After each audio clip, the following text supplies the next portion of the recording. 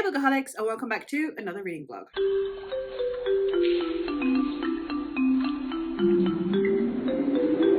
I am currently interrupting a reading vlog to start this reading vlog, which I'm hoping, if everything goes according to plan, this one will actually go up before the other one. But this is the magical Readathon all-nighter, where basically between 2 p.m. UK time, 3 p.m. my time, on Saturday the 20th through to 2 p.m. UK time, 3 p.m.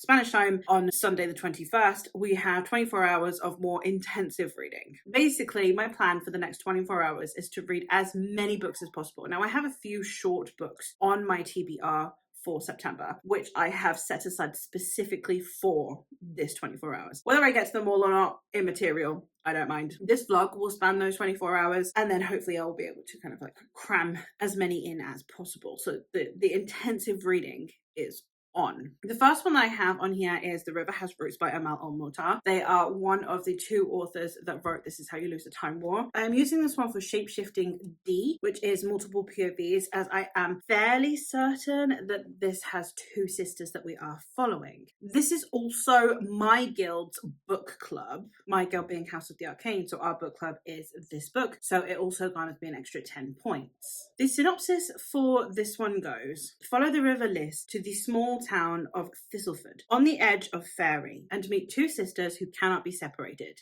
even in death. Oh, what is stronger than death? Two sisters singing with one breath. In the small town of Thistleford, on the edge of Faerie, dwells the mysterious Hawthorne family. There, they tend and harvest to the enchanted willows and honor an ancient compact to sing to them in thanks for their magic. None more devotedly than the family's latest daughters, Esther and Isabel, who cherish each other as much as they cherish the ancient trees. But when Esther rejects a forceful suitor in favor of a lover from a land of Faerie, not only the sisters' bond, but also their lives will be at risk. And I do believe we are following both sisters' perspectives, hence why it works for this prompt. If not, I'll just shift it to something else. But I am looking forward to reading this one. I have the audiobook for this one. This is the one I'm going to be starting with. Now, my priorities are these. I also have another ebook at hand just in case I do need to read an ebook for whatever reason. So the next one I'm going to talk about is the Book of the Phoenix by Nnedi Okorafor. This is the physical book that I would like to get to next. This one is set in the same world as Who Fears Death by this author, which is one of my all-time favorite books, and I don't think it gets enough love. So I'm looking forward to reading this. This is like a prequel, like a precursor to what happens eventually in Who Fears Death, to the world that we see in Who Fears Death. So I'm really looking forward to getting to this one. This one says, they call her many things: a research project, a test subject, a specimen, an abomination. But she calls herself Phoenix, an accelerated woman, a genetic experiment grown and raised in Manhattan's famous Tower 7, the only home she has ever known. Although she's only 2 years old, Phoenix has the body and mind of an adult, and powers beyond imagining. Phoenix is an innocent, happy to live quietly in Tower 7, reading voraciously and basking in the love of Saeed, another biologically altered human, until the night that Saeed witnesses something so terrible that he takes his own life. Devastated, Phoenix begins to search for answers, only to discover that everything she has ever known is a lie. Tower 7 isn't a haven, it's a prison, and it's time for Phoenix to spread her wings and rise. I'm very excited to get to this one. It's another short one. I think it's about 200 pages, give or take 252 pages. The hope is today to get through this one and The River Has Roots, which again, we have a 3-hour audiobook and we have a 256 page book. I'm using this one for Artificery D. The prompt is Sunny ends with an even page number, and when I selected my TBR it was sunny because I live in Spain, so it is always sunny, and as I said, this one ends on even number. Next up, tomorrow, so from when I wake up until the deadline point of 3 p.m, I am hoping to squeeze in another 2 novellas. We have Tread of Angels by Rebecca Roanhorse. This one is again very short, 160 pages. This one will be my first Rebecca Roanhorse, but I do have her trilogy as well, so I'm really hoping that I love this. The synopsis for this one says, in the mining town of Goetia, the world is divided between the fallen, descendants of demonkind, and the virtues, the winners of an ancient war. Celeste and Mariel are two fallen sisters, bound by blood but raised in separate worlds. Celeste grew up with their father, passing in privileged society, while Mariel stayed with their mother in Goetia's slums. Celeste is racked with guilt by leaving her sister behind, and when their father dies, she becomes Mariel's fiercest protector. But their lives are upended when Mariel is arrested for the murder of a virtue. Determined to save her sister and prove her innocence, Celeste turns to her ex-lover, a former general in the armies of hell, for help. Soon Celeste is making her own deals with devils and angels alike to prove her sister's innocence. However, the journey to discover the truth threatens to become more than Celeste ever bargained for. And this one I am using for Inscription O, which is to read a book with a prime number amount of letters in the title, and this one has 13. And the last one that I am really hoping to prioritize is going to be In the Shadow of Their Dying by Michael R. Fletcher and Anna Smith Spark. This is the only Anna Smith Spark book that is out that I have got my hands on that I haven't read yet. So I'm very excited to get to this, even if it is co-authored. And this one is also another short one. It has 172 pages. This one I am going to be using for, I had it initially in for something else, and now I've switched it out. And it is now in for Astronomy D, which is to read a book under 250 pages. So yeah, I'm looking forward to getting to all of these. I do also have a ebook in the works, just in case I need an ebook. So I, for this, have The Half Killed by Quimby Olsen. This one seems like it's going to be like a paranormal Regency story, and the synopsis for this one goes: Dorothea Hawkins has no wish to renew a contract with what lies beyond the veil. After an attempt to take her own life, she has retired into seclusion. But as the wounds on her body heal, she is drawn back into a world she wants nothing more than to avoid.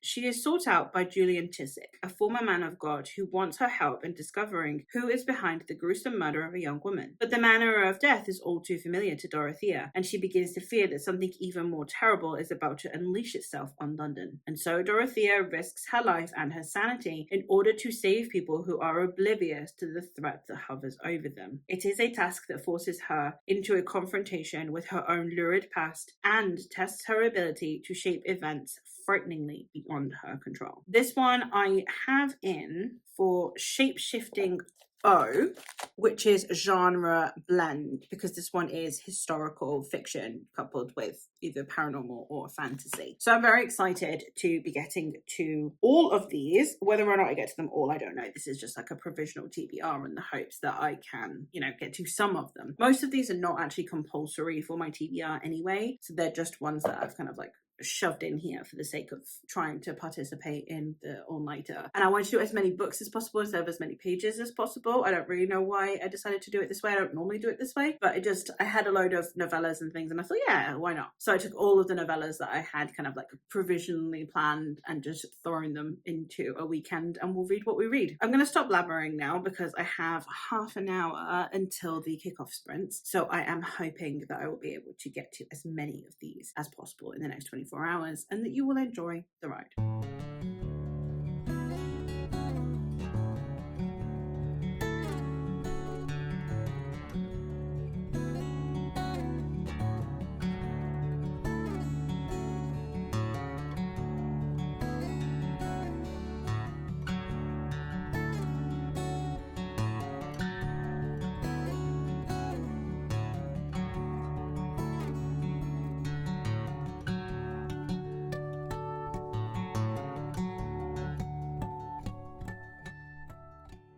Hey vlog, I am still following G's sprints, but I thought I would check in because I'm about to finish the second sprint. So I have now read 60 pages of the Book of Phoenix, which I am liking, but obviously my expectations for this were high. It's the prequel to one of my all-time favorite standalones, or at least what I read as a standalone at the time. So I had a lot of weight on it. And at the moment, granted, I'm only 60 pages in, I'm not really connecting to it at all. I didn't really care about the story that I've read so far. I'm curious, but I'm not emotionally invested yet. So I'm hoping that at some point the emotional investment will kick in. Granted, I think I'm about a quarter of the way in. There's still plenty of time, and hopefully I will eventually fall in love with this. But at the minute, I'm not feeling very strongly about it. I have also started The River Has Roots because I did in the first lot of sprints, I made myself some food to try and help with the migraine. So I stopped. I had some lunch. So while I was cooking my lunch and then while I was eating it, I did listen to The River Has Roots. I have also been listening to, basically anytime that I'm not sitting reading, as soon as I put like a book down and there's no sprint on, put the audiobook on so that then there's not a moment wasted, basically. And I am now, I don't know what percentage of the way I am in, actually. Let's go look. I am 33% of the way into The River Has Roots, which I think is pretty good going. I'm really liking certain aspects of this. I really like the way that it talks about language and the way it talks about grammar. I think that it's taken the metaphor a little bit further than I like. It feels a little bit too hammered. But other than that, I am really liking it. I love the floweriness of the writing style. It feels very much like fairy tale, like folklore, which I think is gorgeous. I'm listening to the audiobook, so it's got like sound effects and stuff to it as well, which is awesome. I'm really liking that. I'm liking the way that the sisters are interacting with each other and the way that they're really different but they still love each other. I'm really enjoying the story for the most part. I don't think it's necessarily going to be a 5-star because there are points where I am a little bit like, okay, I'm not sure. There are some things that I'm just like, the metaphor is a bit too heavy-handed and things. But for the most part, I do think it's a really beautiful sounding story. I'm really glad that I'm listening to this on audio. It feels like the kind of thing that suits audio better, like I'm being told a story, you know? So yeah, it's like I'm receiving an oral history in a way, and I'm liking that. So yeah, that one's going well, and then this one could be going better, but I am hoping that I will still be able to get a bit more out of it. I'm going to go stop listening to my audio now, and I'm going to go read some physical. And I mean, I don't really mind that I'm listening to the audio now because it's my husband's home. I don't really want to put earphones in or headphones on tonight because, again, migraine. So my hope is that I will be able to read physically mostly once my husband's home. So I will probably actually continue listening to the audiobook until whenever he is back, and then I'll switch to physical. So we'll see how I end up falling and what I end up preferring to do. But that's, I think my plan is that I know that I will be able to get loads of reading done physically once he's home. And then yeah, once I finish this one, I don't know what I will pick up next. It will depend on my mood, but I definitely anticipate finishing this tonight. Again, I'm not planning on going to bed particularly early. And while the text is quite small, there are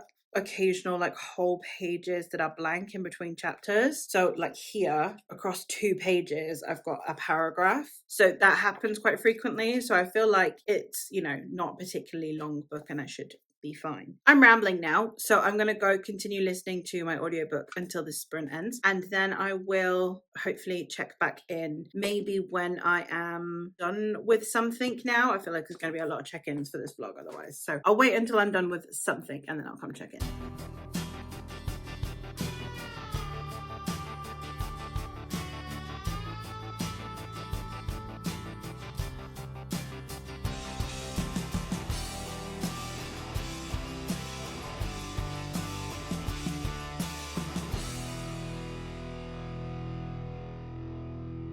Hey vlog, so sprints have finished, so I thought I would check in and let you know what my progress for this evening has been. I have finished 2 books and started a third, which is I think pretty good going. So I finished The River Has Roots by Amal El-Mohtar, and this one I ended up giving 4 stars. I ended up really liking it. I think one of my problems with this one is that it is a little bit heavy on the metaphor because a lot of it is just about magical grammar. It's like the importance of language and how transformative language can be, but it had the same heavy-handedness that you have in like Babel by R.F. Kuang, but at the same time you have this very beautiful prose that I thought did a really good job of it. This is a retelling of The Two Our Sisters, and one of my favorite books is also a retelling of The Two Our Sisters, which is Sister Song by Lucy Holland. I have a review for it which I'll leave linked, but I really like this story. It's one that doesn't get told very much, and now I've read 2 retellings of it. I really did appreciate the fact that this took the turn that it took when it came to the dynamic between the sisters and the way that their relationship is shown. I really appreciated that. I really liked the way that fairy was shown as well. And this is called Arcadia, but it's basically fairy. It's like the realm of fairy. And I thought that that was handled really well and depicted really well. We have non-binary representation in here for one of the love interests as well. And yeah, there were there's a lot to like about it. I do think that like the idea of magic being called grammar was a choice. We also have it where the magic wielders are called grammarians and things. I don't know, there were things in there that I'm like, okay, that's kind of taking me out of it a little bit, I'm not gonna lie, but the rest of it I thought was stunning. So 4 stars, really enjoyed. I did also finish the Book of Phoenix by Nadia Corafor. Now I did really like this was a really good book, but I had to get my head around the fact that this is a very different vibe of book than I was expecting. This is a book that I think if you are a fan of Who Fears Death and you're wanting to read a book that's set in the same world, I wouldn't really necessarily say that this does that. I was saying to my husband, it's kind of like if you watched like a really good, thematically rich, serious movie. I can't remember what example I gave and I'm too tired to think of any, but like, you know what I mean? Like a really thematically rich, really serious movie. And you're like, I love this film. And then your friend comes and says, well, if you love that, you should watch X-Men. That's what this is. Like this book for what it is incredibly good. Really nuanced, and the way that it tackles the way we perceive humans, the way we would use people if they had magical abilities, etc. So like it's a really good book for what it is, but if you're going in expecting Who Fears Death, then it's possible you'll be disappointed. So I just had to remedy my expectations, I suppose, and for what it is, this is a really good book. I've given it 4 stars. I do think that the beginning is quite slow anyway, and it's slow and fast at the same time. We have it where we're introduced to our character, we're introduced to her love interest, who then unalives himself. And we have it where that happens too quickly for us to really care about any of it. And I think that it could have benefited from being just a little bit longer. But also the beginning also felt like it slogged because there wasn't anything really going on plot-wise yet, but I didn't feel like the characters were being developed strongly enough. So it was an odd one to get into, but once I did get into it, I did think it was really well written. And as always to be expected from Nadia Corafor, incredibly thematically rich, which is what I always come to her books for. That's what I'm looking for in her books. So I had a great time with this for that, and I would still recommend checking it out if you're wanting like a superhero style story, one that is quite dark and one that does have a lot of social criticism as well. Then yeah, fantastic. I have started The Half Killed by Quimby Olsen. This one is one I'm reading as an ebook. I don't know how much I'm going to get rid of that one because tomorrow I am going to switch over to physical reads again when I first wake up. So whether or not I finish that one in this vlog, I don't know. I haven't read very much. I've read like 3 chapters, I think, but I am liking it. I might read another chapter in bed now. I'm gonna go get tucked into bed and I might read another chapter. I am really liking the writing style so far. I'm curious to see what comes of it. But yeah, I am enjoying the writing style, but I don't have a huge amount of thoughts yet because I've really not read very much, and so far we've been introduced to our protagonist. Potentially an unusual relationship that she has with her family. That's the full extent of my thoughts on it so far. So I will leave it for tonight and then I'll check in tomorrow once I've done some reading. I'm hoping to get up at a reasonable time tomorrow, so I've got a decent amount of reading time until the all-nighter is over. So once I've read a little bit of something in the morning, then I'll come and check in.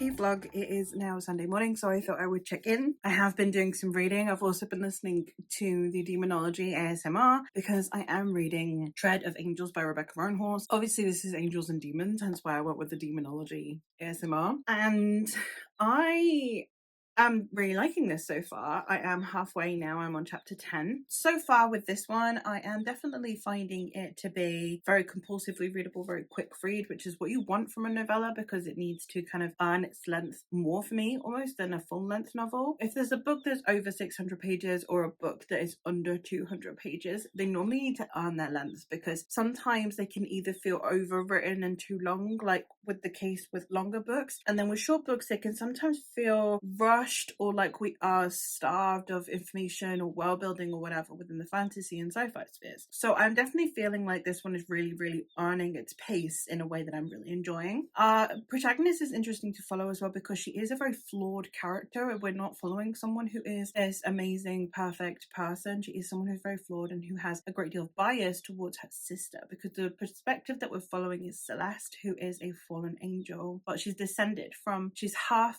angel, half demon, and she is an interesting character to follow because she passes as an angel. So there's a lot of, I feel like the way that we look at this is that it is supposed to be a representation of social divides. You know, you could apply it to a race divide or to a class divide, however you wish to look at it. It's just a way of making an arbitrary cultural or social divide. In this case, we're talking about someone who can pass as something else. So our protagonist passes as an angel. She looks like an angel. She doesn't have a mark of a demon, even though she is half demon, while her sister very much looks more demon than angel. We are following our protagonist as she is trying to redeem her sister because she genuinely believes that her sister is innocent. And there's something about the way that that's depicted that I really do appreciate, because I just think that Rebecca Roanhorse does a really good job of highlighting why our protagonist feels that way about her sister, what she believes within her sister. She still sees her sister as her little sister, and it shows like a very authentic relationship, I think, between these two, why they would keep secrets from each other, why they have ceased to communicate, and it's because they've not been able to move past the people they used to be. And I really like that, and the fact that we're seeing that already, and I'm only 85 pages in, I think says everything, really. And then on top of that, we also have a very interesting world building setup. For how little amount of world building there is room for in here, I'm really enjoying it. The way you have this kind of like slums for the fallen versus this beautiful space that is set aside for the elect, which are the angels. I appreciate this story so much in the fact that it is able to create that social and class divide amongst these two in so few words. It is kind of giving Arcane vibes, where we have these two sisters. You have the one who is quite brutish, actually very sincere, and then you have the one who seems more delicate but is actually naughtier, I suppose. And then obviously you also have this big class social divide going on like you do in Arcane as well. So I'm really enjoying it. I'm hoping that I can now just go sit and finish it, and then I'll be able to come and check back in. I just thought I would check in at the halfway point before I completely forget. So I will step away now, and I will come back and tell you how I feel about the ending of this one.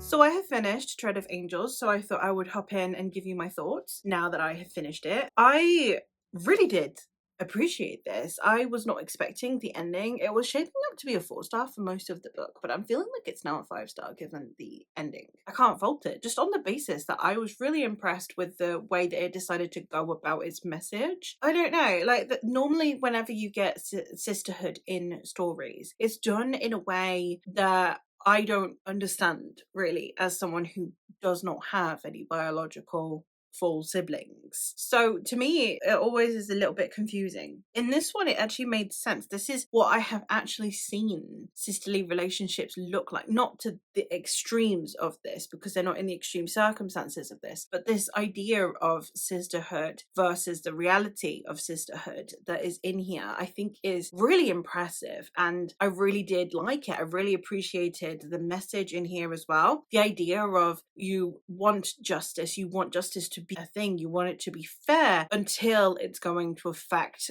those you love. And I think that that message was handled really well as well. So for the most part, I have no complaints for this one, and I would highly recommend you check it out. As a random aside, anyone who has any recommendations for angels/demons fantasy, please let me know in the comments down below, because it's a subgenre that it was my vampires. While everyone was all, Twilight and Vampire Diaries, I was the Fallen series by Lauren Kate and the Hush Hush series by Becca Fitzpatrick. I am an angels and demons girly. So I would really like if anyone has any other angels and demons, adult epic fantasy or adult fantasy in general recommendations, please send them my way, because it's a genre genre that I really do love. But yeah, had a fantastic time with this, would highly recommend.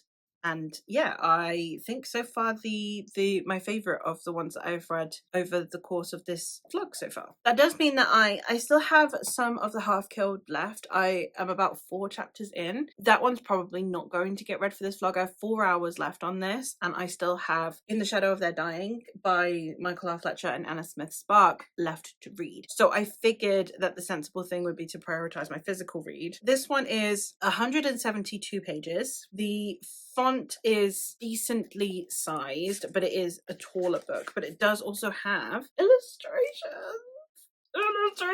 Thank you, Grimdark Magazine. You have heard the voice of the people. But yeah, I'm really excited to get to this one because this is an author that I love. Again, I've not tried Michael R. Fletcher before, but I do really love Anna Smith Spark. This one, I've shifted some things around for what I'm using for what on the Magical Readathon. I think I will let you know when I get to the end of the vlog what I've used everything for in the end and why. Because there was one that I thought could fit a prompt that didn't fit a prompt. So I've had to change it, but I've been able to switch it around anyway. So yeah, I will let you know what I'm using everything for at the end of the vlog. I'm gonna go jump into this now, and then when I'm about halfway I will come and update you, unless I'm looking strapped for time, in which case I'll finish it and then update you because I want to do this within the 24 hours. So yeah, hopefully see you on the other side.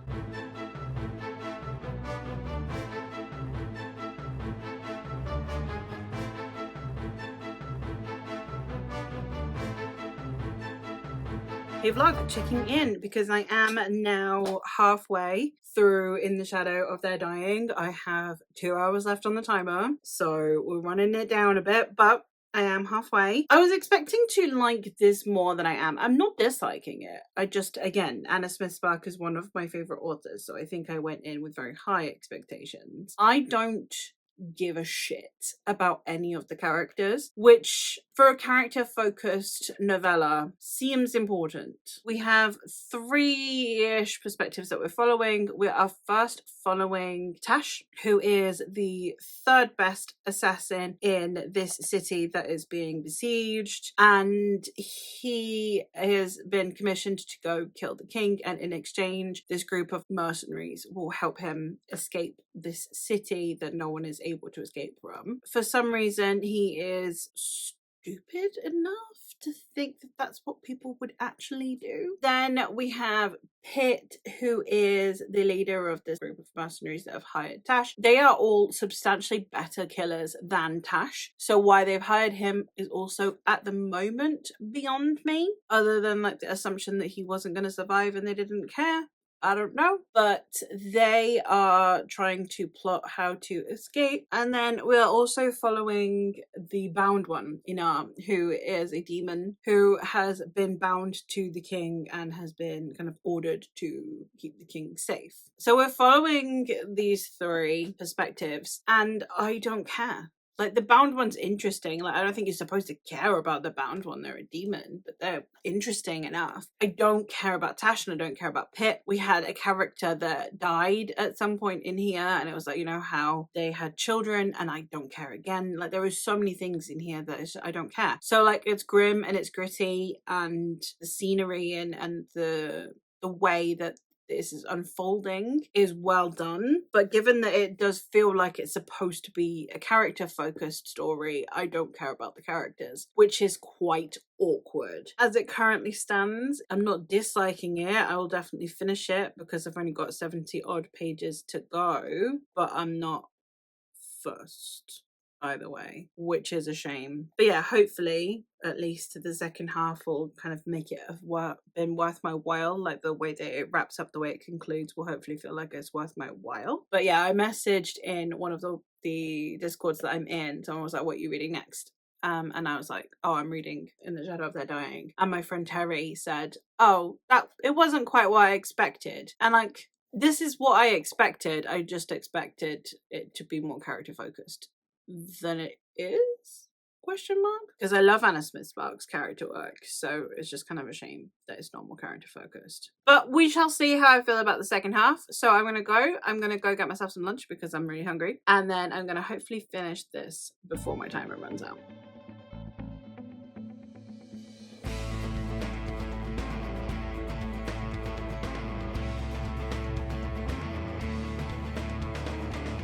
Alright, vlog. It is now gone, the end of the all-nighter, so I thought I would check in because I have finished In the Shadow of Their Dying. I did finish this in time and I ended up giving this one 3 stars. I liked it. I mostly liked Inar's perspective. I found them very interesting. I found the way that they are as a demon and the way their mind works and the plot around them I found interesting.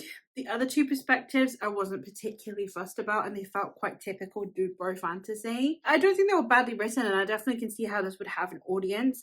I think I went in with the wrong expectations potentially. So yeah, that's more a me thing really than the book, but I would have liked to have loved this. I would have liked this to have been a 5-star, but obviously that's not the case and that's fine. So, checking in with everything that I read. The first thing that I finished was The River Has Roots, which I read for Astronomy D, which is to read a book under 250 pages. I changed this one because the original one I had it in for was multiple POV, because I thought the 2 sisters would each have their own POV. They do not. We only follow one. We only follow the older sister. So that didn't work for this one. I ended up giving this one a 4.5 stars. I really enjoyed it. I thought it was very beautiful, very lyrical. I had some issues a little bit with some of the choices when it came to the descriptors, but for the most part, I thought it was a really well written story and I definitely would recommend doing it on audio. The next one that I picked up was The Book of Phoenix by Nnedi Okorafor. This one I went in with kind of mixed expectations, I think, because I was hoping that this would be a prequel to Who Fears Death in more than just mentions of overlapping characters, really, or for this to be set so long before Who Fears Death. But I did really enjoy it once I got my head straight on what it actually is, as opposed to what I wanted it to be. And yeah, I've really enjoyed this story. I got this one for Artificery D, which is an even page number because when I made my TBR it was sunny because it's Spain. So this one ends on page 232, so that's an even number. I ended up giving this one 4 stars by the end of it. It's more like a 3.75, but I did enjoy it once I again got accustomed to what to expect from the story. The next one that I finished was Tread of Angels by Rebecca Roanhorse. This is a standalone that I really enjoyed. I ended up giving this 5 stars and it is the book of this vlog. For me, it's the best book I've read in this vlog. I really appreciated this one thematically and I think that it did a really good job of deserving its length. And yeah, I'd highly recommend you check it out if you're wanting, if the synopsis of it sounds interesting to you, I would recommend checking it out. I used this one for Inscription and I used it for O, which is a prime number of letters in the title since Tread of Angels has 13 letters. 5 stars, definitely my favorite book of the vlog, and if you're going to take one away from this, this should be the one. And the last one that I read for the vlog in its entirety was In the Shadow of Their Dying by Michael R. Fletcher and Anna Smith Spark, which, as I said, I have ended up giving 3 stars. I didn't dislike it. There were a lot of things to really like. I like the grim dark, I like the descriptions, I like the undertone. There's some humor peppered in there as well that I thought was well handled. I just was hoping for more from it, really, I suppose. I have this one down for Shapeshifting D, which is to read a book with multiple POVs, since this is told over 3 POVs mostly throughout the book, so that worked for that. So I just switched this one and The River Has Roots out because they both work for the under 250 pages prompt, but only this one works for the multiple POV prompt. Those are all the ones that I finished in their entirety. I am still about 30% of the way into The Half Killed by Quenby Olson, so I have another vlog going up right after this one, and that will have been like a weekend vlog where I'm reading self-pub books, so that will work really well for that. So I am going to be continuing The Half Killed in that vlog, so if you want further thoughts from me on The Half Killed, you might want to go check out that vlog instead. So I will leave you here with this for now. I just mentioned The Half Killed because I did obviously mention it at one point in the vlog on the hopes of getting to it. I still have all of the day today before I want to start my new vlog, so that's kind of my intention now to this evening finish that one off. So yeah, that's it for this vlog. Let me know if you've read any of these books and your thoughts on them. Let me know how you are doing with the Magical Readathon if you are participating, and let me know some other like short fiction books that you have enjoyed recently, because short fiction is not normally quite my thing. I'm normally like a big hench book kind of girly. Occasionally having the bite-sized chunks is quite nice. And as I said before, if you know any angel or demon fantasy, especially adult fantasy, please let me know because I absolutely love it. But that's it. So thank you ever so much for watching, and I will hopefully catch you in the next vlog, as I said. Bye.